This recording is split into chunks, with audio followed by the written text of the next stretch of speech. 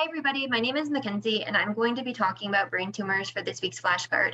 A brain tumor is a mass or a growth of abnormal cells in the brain or the central spine, which can disrupt proper brain function. It's caused by chemical and radiation exposure, which irritates and damages cell structure. Cell morphology occurs as an adaptive mechanism, and irreversible gene mutations occur to the DNA of cells. Tumor suppressor genes are inactivated and oncogenes are activated. Uncontrolled cell division and hyperplasia of brain cells occur, forming brain tumors. Various types of tumors exist, such as benign, malignant, primary, or metastatic, and depending on their location and type, they have various effects. Some risk factors for brain tumors include exposure to radiation, radio frequency fields, occupational exposures, such as those who work in electrical, rubber, or petroleum, people who have head trauma.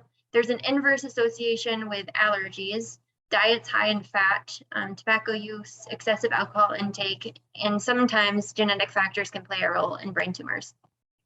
There's many signs and symptoms, and like I said, it kind of depends on the location of the tumor and the type of the tumor, but some general signs and symptoms are having dull and constant headaches, which occasionally worsen with change in body position, raises the pressure in the brain, and increases the pain.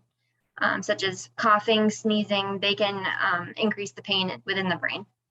Having focal seizures, depending on the tumor location, if it's in the frontal lobe, people tend to have tonic-clonic movements of one extremity. If it's in the occipital lobe, people tend to have visual disturbances.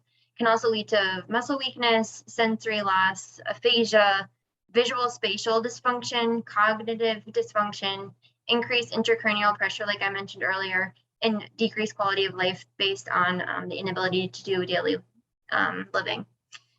Diagnostic testing that can be used for brain tumors are MRIs with contrast.